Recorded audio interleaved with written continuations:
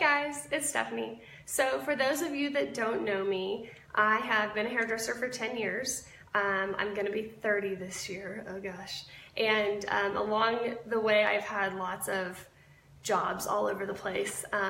So I have been a cosmetology instructor, then I was an elementary teacher for 3 years, and then I went back to doing hair after I had my baby a few years ago.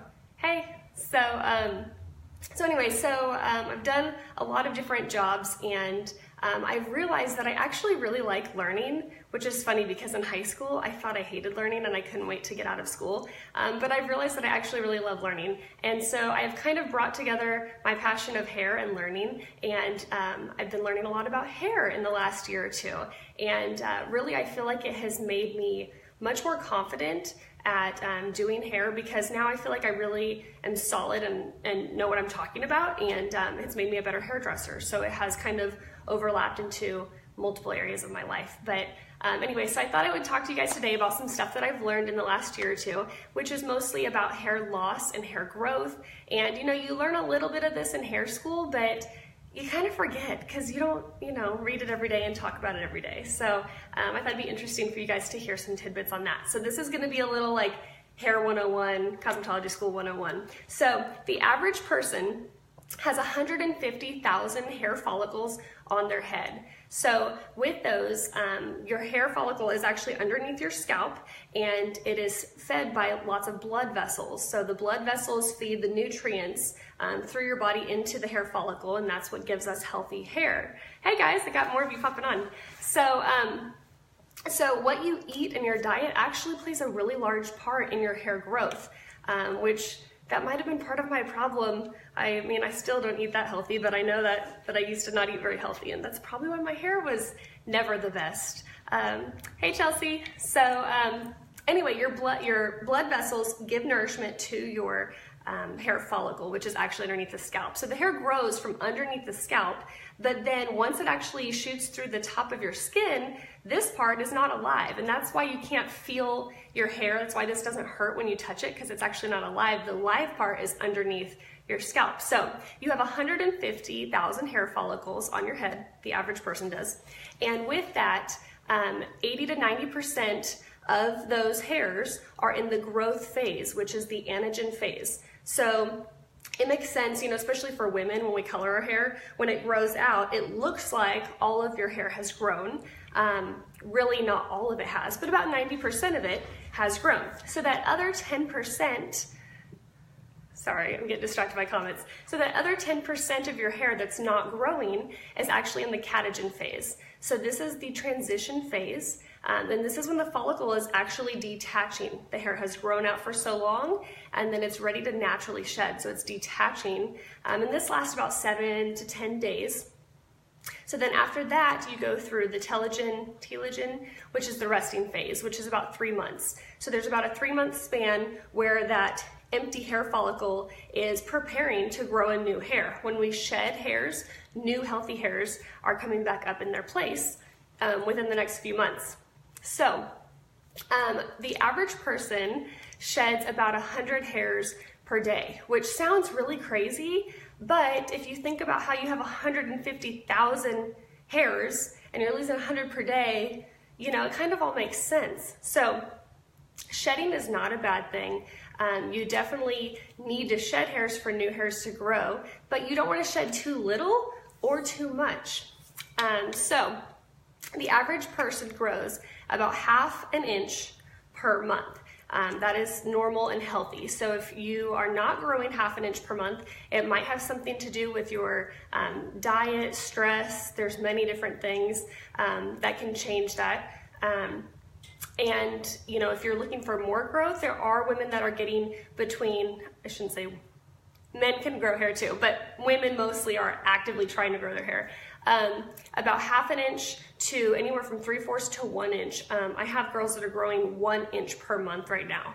And that is a combination of supplements they're taking, healthy diet, not dieting, trying to reduce your stress intake, using good products that are giving nourishment to the hair. All of those different things can actually make your hair grow a lot more. So if you have questions on supplements and how to make your hair grow more, reach out to me and I can talk to you about that later.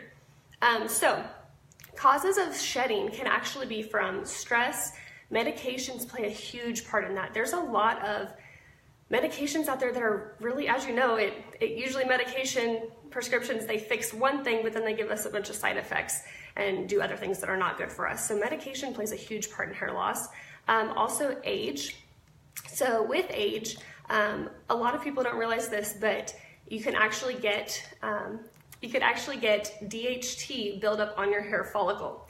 DHT is a derivative of testosterone, and this is the most common cause of hair loss in men and women. So when you think about this, as we get older, especially women, you know that they produce more testosterone. It makes sense that this can build up on the hair follicle and actually basically stunt the growth of the hair and can lead to the hair falling out, actual hair loss. Shedding and hair loss are two different things. So hair loss is when the hair is coming out and it's not coming back. Shedding is when it's naturally coming out and new hairs are popping up in their place. So DHT is a very common cause of hair loss. There are a few variety of brands of shampoos that actually remove DHT buildup off of the hair. Some of those are chemically based and some of those are not. So if you think that that might be something that is contributing to your hair loss, we can talk about that too and see which one would be an option for you. Another thing is heredity. Obviously, some people just have it in their family where, you know, if your parents tend to go bald, then you tend to get that trait also. But there are ways that you can combat that and help to postpone it and keep your hairs in your head longer. Sorry, I have notes here because I tend to get sidetracked. Also diet. Dieting. If you're dieting, sometimes you're not getting the correct nutrients and that can lead to hair loss. And then overstyling, over-processing your hair, getting a perm and a color every single month, overdoing it with your hair can actually just make it not only break, but can actually start to harm the hair from the top and lead to hair loss. So there's lots of different things that can lead to that. Hair loss is alopecia. If you've heard that term, that's what it means. And it can be temporary or permanent, but it's usually from hormones or heredity is typically what causes that. So what happens to your body today actually does not affect your hair tomorrow. What's interesting is that your hair is kind of about 3 months back. If you get really sick, even the flu, but really sick like in the hospital or surgery, people can see hair loss 3 months in the future. So that's kind of weird. You'd think you would see it immediately, but you don't. So a lot of times if you're experiencing something, you know, hair loss or having an issue, you automatically want to think, well, what am I doing right now that's causing this? But it can actually be something that you experienced 3 months prior, something physical, either severe physical stress, something like a death in the family, or something like, you know, a illness or a medical issue. So that's really interesting to think about too when it comes to hair loss. I got a lot of you watching. Do you guys have any questions? I'm just kind of rambling. So you definitely want to put less heat on your hair, put less stress on it to see an improvement. And there's so many different things that I have learned that have improved my hair. If you guys have been following my journey, my hair has gotten much thicker and longer and shinier as I have switched products. And that's because I didn't realize what was in the products I was using before. So it's really interesting to start looking into what chemicals and ingredients are in the things that we use. I think there's over 1,000, I think I read this somewhere, there's over 1,000 ingredients that are in our beauty products, hair, skin, makeup, all of that, that the US allows that is banned in Europe. So think about that one for a minute. Like, they're not helping us out when they let companies put bad stuff into our products.